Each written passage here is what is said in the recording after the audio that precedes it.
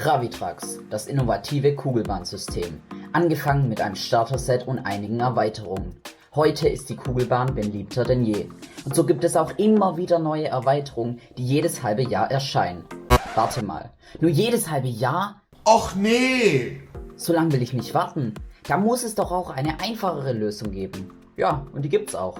Gravitrax-Teile aus dem 3D-Drucker. Ausgedachte geniale Erweiterungen für Gravitrax, die einige Leute herstellen und dann auf eBay oder woanders verkaufen.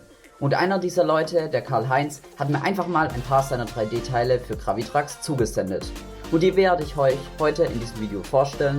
Also viel Spaß mit dem Video und let's go! Fangen wir mit dem 3D Gravitrax Hammer an. Wir wissen, ein normaler Hammer schafft 1,5 Höhensteine. Doch jetzt kommt der 3D-Hammer ins Spiel und der schafft ganze 3 Höhensteine und hier in Slow Motion sieht man nochmal, die Kugel kriegt richtig Schwung. Ungefähr so viel wie eine Gaußkanone. Man kann das obere Teil auch abnehmen, so dass es manchmal ein bisschen schwer. Und somit kann man das dann unten von jeder Seite aus befahren und oben kann man auch eine Kugel drüber fahren lassen. Weiter geht's mit den 3D Gravitrax Höhensteinen. Die gibt's in verschiedenen Größen und man kann sogar Schienen von allen Seiten durchtun. Und natürlich auch oben irgendwas drauf tun. Kommen wir als nächstes zu diesen Teilchen hier, womit man Grundplatten aufeinander stapeln kann. Ja, man hat keine Grundplatten mehr, das ist ziemlich blöd, aber dafür gibt's ja jetzt diese Adapter. Man steckt die hier in die Grundplatte wie ein Höhenstein. Und man sieht auch schon hier, das kommt dann auf der anderen Seite wieder raus. Und damit kann man es jetzt einfach auf Höhensteine stellen und dann hebt das gut. Und man kann auch eine Bahn da drauf bauen. Und man kann auch Höhensteine auf diese Teile draufstellen. Weiter geht's mit jeder Menge 3D-Schienen und wir fangen mit den Slalom-Schienen an. Wie der Name schon sagt, die Kugel geht da in Slalom durch. Und zwar gibt's die als 4er, 3er und 2er Schiene. Die Kugel braucht nicht mal viel Schwung, da reicht ein Höhenstein, um das Ganze zu überwinden. Natürlich geht's auch steiler.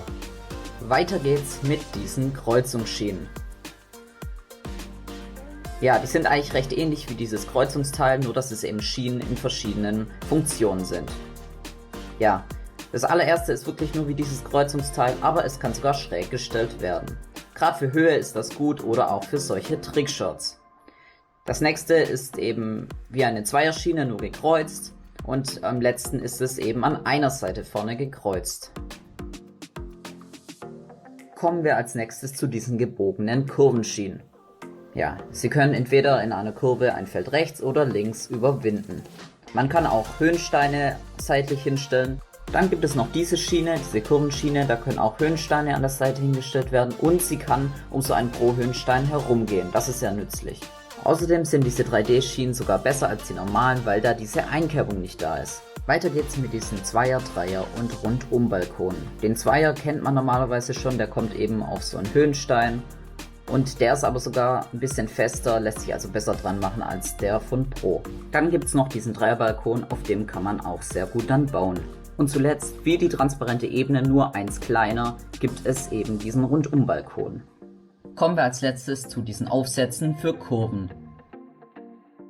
So sehen die aus und hier ist eine Bahn und mit diesen Aufsätzen kann man sozusagen da noch eine Bahn drauf bauen. Unten funktioniert die Bahn aber immer noch und oben könnte man rein theoretisch weiterbauen. Die Aufsätze passen für Kurven 3 in 1 oder auch für die Geraden.